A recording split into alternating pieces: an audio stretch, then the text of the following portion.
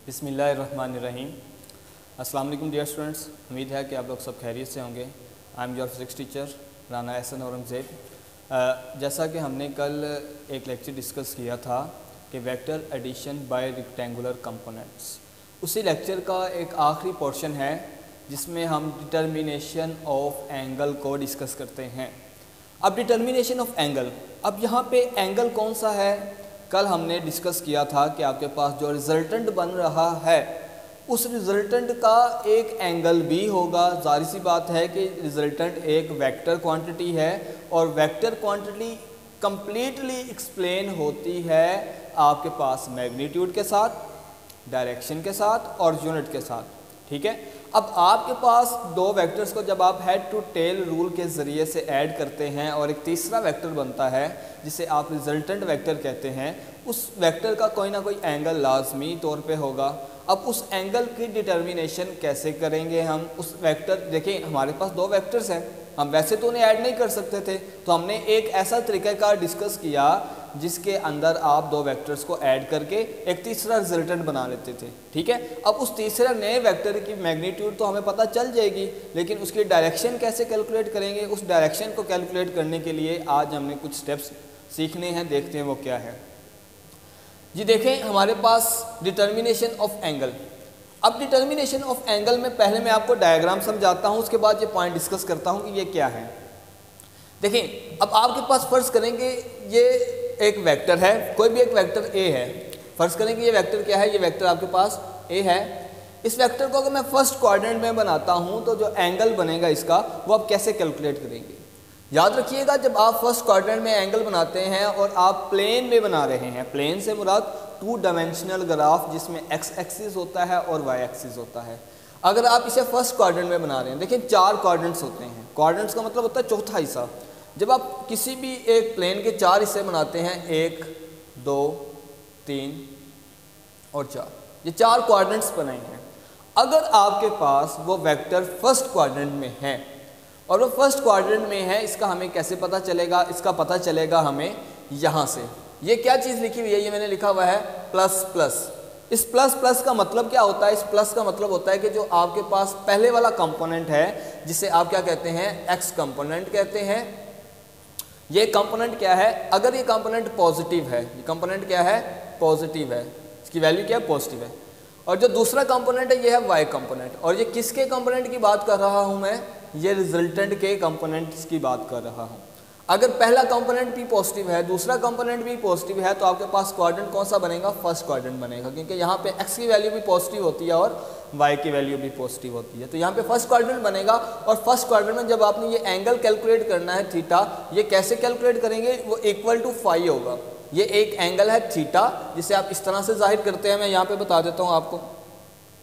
इस तरह से आप एंगल थीटा को जाहिर करते हैं और इस तरह से अगर आप सीधी लाइन ले जाते हैं, ये है फाई।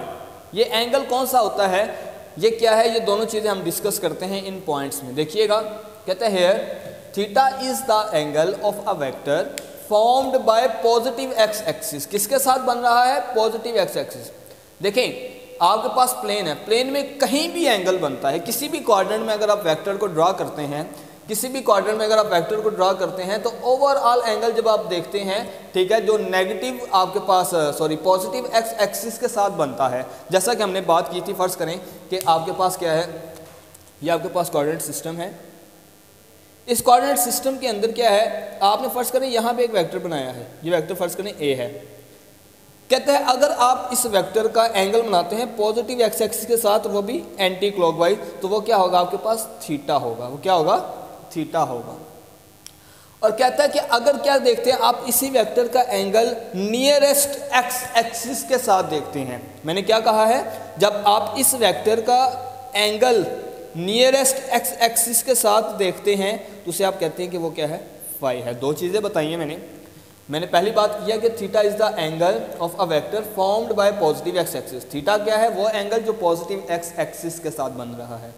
और फाई क्या है? Phi is the angle with the nearest x axis, करीब तरीन वाले एक्स एक्सिस के साथ जो एंगल बन रहा होगा उसे आप क्या कहेंगे? फाई कहेंगे। दरमियान में मैंने क्या लिखा है कि for finding the angle theta first have to calculate the angle 5 then we find the theta with respect to coordinates. इसका मतलब ये है कि अगर आपने थीटा कैलकुलेट करना है, ओवरऑल जो एंगल है थीटा वो आपने कैलकुलेट करना है, तो उसके लिए सबसे पहले आपको फाई निकालना पड़ेगा, नियरेस्ट एक्स एक्सिस के साथ एंगल क्या बन रहा है। इसे हम मजीद डिटेल में डिस्कस करते हैं डायग्राम के साथ। देखिए इसमें 4 क्वाड्रेंट्स बने हैं, 1 2 3 और 4, ये 4 क्वाड्रेंट्स हैं। पहले क्वाड्रेंट मैंने आपको बताया कि एक्स एक्सिस की वैल्यू भी पॉजिटिव होती है और वाई एक्सिस की वैल्यू भी पॉजिटिव होती है, मतलब कि एक्स कंपोनेंट भी पॉजिटिव और वाई कंपोनेंट भी पॉजिटिव। तो पहले क्वाड्रेंट में जो आपके पास एंगल आएगा वो किसके इक्वल होगा, वो फाई के इक्वल होगा। जो एंगल देखें ना, ये एक वेक्टर है, नियरेस्ट एक्स एक्सिस ये वाला है, इसके साथ जो एंगल बनेगा वो फाई है, और देखें पॉजिटिव एक्स एक्सिस के साथ भी यही एंगल बन रहा है, तो मतलब दोनों एंगल क्या है, सेम है। दोनों एंगल सेम है का मतलब क्या है कि आपके पास नियरेस्ट एक्स एक्सिस भी वही है और पॉजिटिव एक्स एक्सिस भी वही है, क्योंकि थीटा के लिए पॉजिटिव एक्स एक्सिस होता है और फाई के लिए क्या होता है, नियरेस्ट एक्स एक्सिस होता है। तो दोनों के चूंकि एक ही एक्सिस के साथ एंगल बन रहा है तो जाहिर सी बात क्या होगा, सेम होगा।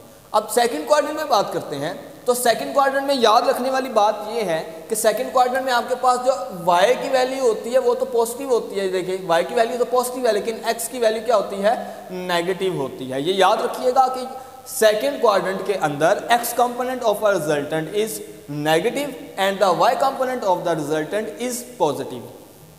और अगर आपके पास कोई भी वेक्टर है जो कि क्या है, आपके पास कोई भी दूसरा वेक्टर है जिसे आप b का नाम दे देते हैं, जो b वेक्टर आपका पास सेकंड क्वाड्रेंट में बन रहा है, और अगर वो सेकंड क्वाड्रेंट में बन रहा है, इसमें एंगल कैसे कैलकुलेट करेंगे, मैंने आपको दूसरा स्टेप ये बताया है कि आपने पहले फाई कैलकुलेट करना है। और फाई कैसे कैलकुलेट करते हैं, आप नियरेस्ट एक्स एक्सिस के साथ जो एंगल होता है उसे क्या कह देते हैं, वो फाई है। नियरेस्ट एक्स एक्सिस के साथ जो एंगल है उसे आप फाई कह देते हैं, और यहाँ पे जो थीटा है, जो ये ओवरऑल एंगल है, ये कैसे कैलकुलेट होगा, 180 माइनस फाई। ये देखें ना, यहाँ तक आपके पास एंगल था 180। अब ये दो चीज़ें इस तरह से, अब दो चीज़ें, दो एक्सिस हैं, ठीक है, दो एक्सिस हैं ये। अब यहाँ से लेके यहाँ तक का जो एंगल बन रहा है, पॉजिटिव एक्स एक्सिस से लेके negative x axis, positive x axis से लेके नेगेटिव एक्स एक्सिस तक का जो एंगल बन रहा है वो क्या होता है, 180 होता है। लेकिन ये जो तीसरा वेक्टर वो कुछ यहाँ पे है, मतलब कि 180 में से कुछ माइनस कर देंगे तो वो एंगल आपके पास ये वाला कैलकुलेट हो जाएगा। बात समझ आ गई। तो मैंने अब ये देखें, जो थीटा लिखा हुआ है वो लिखा हुआ है 180 degree minus phi, 180 degree minus phi, क्योंकि ये वाली जो लाइन है बिल्कुल इस पॉजिटिव एक्स एक्सिस के ऑपोजिट जो एंगल बनता है वो 180 होता है, और चूंकि ये वेक्टर पहले है तो 180 डिग्री में से कुछ एंगल माइनस कर देंगे, और वो कुछ एंगल क्या है, फाई है, जो कि करीब तरीन वाले एक्स एक्सिस के साथ बन रहा है। तो यहाँ पे जो एंगल होगा वो कैसे कैलकुलेट किया जाएगा, 180 डिग्री माइनस फाई। अब बात करते हैं तीसरे क्वाड्रेंट की। अगर तीसरे क्वाड्रेंट में आपके पास वेक्टर बन रहा है तो उसका मतलब ये है कि उसमें दोनों कंपोनेंट्स क्या हैं, नेगेटिव है। उसमें एक्स कंपोनेंट भी नेगेटिव है, उसमें वाई कंपोनेंट भी नेगेटिव है। सेम चीज़ पहले यहाँ पे आप फाई कैलकुलेट करेंगे नियरेस्ट एक्स एक्सिस के साथ, वाई एक्सिस की बात नहीं करनी है आपने, नियरेस्ट एक्स एक्सिस की बात करनी है कि करीब तरीन वाले एक्स एक्सिस के साथ जो एंगल है वो फाई है। अब यहाँ पे देखें, अब ये 180 डिग्री है, यहाँ से लेके यहाँ पे क्या है, ये 180 डिग्री है, यहाँ से लेके यहाँ तक का क्या है, ये 180 डिग्री एंगल है। अब यहाँ पे तीसरा वेक्टर आ रहा है इस तरह से, ये 180 डिग्री है, तीसरा वेक्टर यहाँ पे आ रहा है, मतलब कि ये 180 डिग्री है, उसमें कोई एंगल ऐड कर रहे हैं तो फिर ये वाला वेक्टर बन रहा है। ये देखिए सेम चीज़ है, ये यहाँ से लेके यहाँ तक क्या है 180 डिग्री, इसमें कोई एंगल ऐड करेंगे तो आपके पास जो ओवरऑल एंगल बनेगा वो कैलकुलेट होगा। अब मैंने सेम चीज़ लिखी हुई है यहाँ पे कि 180 डिग्री प्लस फाई, फाई क्या है, नियरेस्ट एक्स एक्सिस के साथ जो एडिशनल एंगल है, ठीक है, वो चीज़ है, और साथ में यहाँ से लेके यहाँ तक 180 डिग्री है, आपके पास आ जाएगा थीटा। अब लास्ट है आपके पास फोर्थ क्वाड्रेंट। फोर्थ क्वाड्रेंट में अगर आपके पास कोई वेक्टर आ जाता है, इसका एंगल कैसे कैलकुलेट करेंगे, इसका एंगल कैलकुलेट करेंगे, सबसे पहले आप फाई देखेंगे, फाई कितना है, और फाई कैसे कैलकुलेट किया जाता है कि नियरेस्ट एक्स एक्सिस के साथ जो एंगल होता है वो फाई है। अब देखिए ये है 360 डिग्री, अब ये है आपके पास एक एक्सिस है और दूसरा एक्सिस भी उसके ऊपर है, तो आपके पास एक कंप्लीट सर्कल होगा, उसके बाद ये यहाँ पे दोबारा उस एक्सिस पे आएगा। तो कंप्लीट सर्कल में एंगल कितना होता है, 360 डिग्री होता है। कंप्लीट सर्कल में 360 डिग्री एंगल होता है, तो 360 में से आप क्या करेंगे, फर्ज करें क्योंकि यहाँ पे एंगल बन रहा है, तो 360 में से कुछ माइनस कर देंगे तो आपके पास कुछ माइनस कर देंगे तो आपके पास क्या आ जाएगा, ये वाला एंगल आ जाएगा, जो कि ये फाई बनेगा। मतलब ये कि फ़र्ज़ करें कि ये एंगल देखते हैं तो 360 में से कम, मतलब कि 360 से कम और 270 से ज़्यादा वाला एंगल जहाँ पे होगा, ठीक है। अगर हम बात करते हैं कि हमारे पास कोई भी है, आपके पास प्लेन की बात कर रहा हूँ मैं, अगर कोई भी प्लेन है, फ़र्ज़ करें यहाँ पे मैं बना देता हूँ एक छोटा सा प्लेन है, अब इस प्लेन के अंदर आप ड्रा करना चाह रहे हैं कि आपके पास जो ये वेक्टर है इसका एंगल कितना होगा। जो ये वेक्टर है इसका एंगल आप कैलकुलेट करना चाह रहे हैं, तो इस वेक्टर का एंगल कैसे कैलकुलेट करेंगे? सबसे पहले आप फाई कैलकुलेट करेंगे, ठीक है। जो भी फाई होगा तो आप उस फाई को क्या कर देंगे, 360 डिग्री में से -5 कर देंगे, तो आपके पास असल एंगल कैलकुलेट हो जाएगा। वही बात मैंने यहाँ बताई है कि अगर आपने एंगल कैलकुलेट करना है, क्या कर देंगे आप 360 में से वो जो ये स्मॉलेस्ट एंगल है जो कि आपके पॉजिटिव एक्स एक्सिस के साथ बन रहा है, इसको माइनस कर देंगे। बहरहाल पॉइंट्स की फॉर्म में मैंने लिख दिया है सारा कुछ ताकि आपको बातें याद रहें। वो मैंने क्या लिखा है, मैंने लिखा कि if R x is positive, ठीक है, इसका मतलब क्या है, आर एक्स 0 से क्या है ग्रेटर है, इसका मतलब है कि आर एक्स की वैल्यू क्या है, पॉजिटिव है, और आर वाई भी ग्रेटर है 0 से, तो इसका मतलब क्या है, आर वाई भी क्या है, पॉजिटिव है।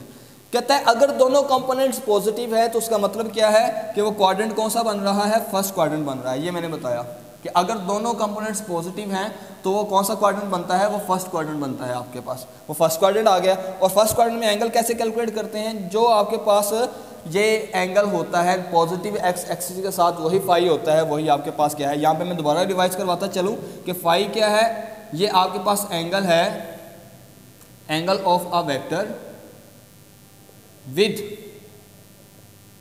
नियरेस्ट एक्स एक्सिस, जो करीब तरीन वाले एक्स एक्सिस के साथ एंगल होता है उसे वो फाई कहते हैं। और जो ये थीटा है ये क्या है, ये हमेशा पॉजिटिव एक्स एक्सिस की, यहाँ पे पॉजिटिव भी एक्स एक्सिस हो सकता है और नेगेटिव भी हो सकता है। यहाँ पे जो थीटा है ये हमेशा क्या होगा, ये पॉजिटिव एक्स एक्सिस के साथ जो एंगल बन रहा होगा उसे थीटा कहते हैं, ठीक है। अब दूसरी क्वाड्रेंट में बात करते हैं, दूसरे पॉइंट की बात करता है, कहता है कि अगर आपके पास क्या है, आर एक्स की वैल्यू पॉजिटिव है, 0 से बड़ी है तो मतलब पॉजिटिव है, और आर वाई की वैल्यू 0 से छोटी है तो मतलब नेगेटिव वैल्यू है। अगर आर वाई नेगेटिव है, आर एक्स पॉजिटिव है, तो वो कौन सा क्वाड्रेंट बनता है, देखें, आर एक्स पॉजिटिव ये है, आर वाई नेगेटिव ये है, तो कौन सा क्वाड्रेंट आ रहा है आपके पास, फोर्थ क्वाड्रेंट आ रहा है। मैंने मेंशन कर दिया कौन सा क्वाड्रेंट है, यहाँ पे फोर्थ क्वाड्रेंट है। अब फोर्थ क्वाड्रेंट आ गया, और फोर्थ क्वाड्रेंट में एंगल कैसे कैलकुलेट करते हैं, 360 में से जो एंगल होता है फाई वाला उसको क्या कर देते हैं, माइनस कर देते हैं, तो आपके पास ओरिजिनल एंगल कैलकुलेट हो जाता है, ठीक है। अब आपके पास तीसरा पॉइंट है कि if the R x is negative and R y is also negative, मतलब कि आर एक्स भी नेगेटिव 0 से छोटा है, आर वाई भी नेगेटिव 0 से छोटा है, तो आपके पास कौन सा क्वाड्रेंट बनता है, देखें दोनों नेगेटिव है तो क्वाड्रेंट कौन सा आ रहा है आपके पास, थर्ड क्वाड्रेंट आ रहा है। तो थर्ड क्वाड्रेंट में एंगल कैसे कैलकुलेट करते हैं, 180 + 5 करेंगे। फर्ज करेंगे ये वाला एंगल आपके पास क्या है, ये वाला फर्ज करेंगे 30 डिग्री है। इस 30 डिग्री को आप जब यहाँ पे पुट करेंगे तो आपके पास क्या आएगा, 180 डिग्री प्लस 30 डिग्री, तो एंगल आपके पास क्या आ जाएगा, 180 और 30 कितना होता है, 210। ये आपके पास एंगल आ जाएगा। और ये एंगल क्या है, कौन सा बन रहा होगा, ये वाला, यहाँ से लेके यहाँ तक जो एंगल है वो क्या है, वो आपके पास आ गया 210, और आपके पास क्या है, जो ये वाला एंगल है वो क्या है, 30 डिग्री है। फोर्थ पॉइंट कहता है if R x is negative and R y positive, R x negative है और आर वाई क्या है आपके पास पॉजिटिव है, x component negative, y component positive. X component negative कहाँ पे है, ये है, और वाई कंपोनेंट पॉजिटिव है, तो क्वाड्रेंट कौन सा बन रहा है, सेकंड क्वाड्रेंट बन रहा है, ठीक है। तो आपने यहाँ से सेकंड क्वाड्रेंट लिख देना है, और वहाँ पे एंगल कैसे कैलकुलेट करेंगे, 180 डिग्री -5। अब उसके बाद है शॉर्ट क्वेश्चन, कहता है कि एक्सरसाइज का जो शॉर्ट क्वेश्चन है 2.3 हम इसे पहले डिस्कस कर चुके हैं। कहाँ डिस्कस किया है, ये लेक्चर नंबर 3 है आपके पास, लेक्चर नंबर 3 जो फर्स्ट ईयर का है आपके, उसके अंदर हम ये डिस्कस कर चुके हैं कि आपके पास के वहाँ पे मेंशन ये किया गया है कि आपके पास अगर दो कंपोनेंट्स नेगेटिव हैं, दोनों कंपोनेंट्स नेगेटिव हैं, तो क्वाड्रेंट बताए कौन सा है। तो हमें पता है जहाँ पे दोनों कंपोनेंट्स नेगेटिव होते हैं, एक्स भी नेगेटिव वाई भी नेगेटिव, तो क्वाड्रेंट कौन सा है, थर्ड क्वाड्रेंट। सिंपल इस तरह के आपके पास वहाँ पे शॉर्ट क्वेश्चन आपने एक दफ़ा रिवाइज करना है, और अगर हो सके तो लेक्चर नंबर 3 जो है आपके पास जिसमें हमने ये शॉर्ट क्वेश्चन डिस्कस किया वो रिवाइज कीजिएगा। एक्सरसाइज शॉर्ट क्वेश्चन 2.1 जिसमें डेफिनेशंस पूछी गई है किस किस की, पोजीशन वेक्टर की, यूनिट वेक्टर की, और कंपोनेंट्स ऑफ वेक्टर। हम पोजीशन वेक्टर और कंपोनेंट्स ऑफ वेक्टर हम लेक्चर नंबर 2 और 3 में डिस्कस करके आए हैं बड़ी डिटेल के अंदर, ठीक है। तो आपने वहाँ से ये भी रिवाइज करना है।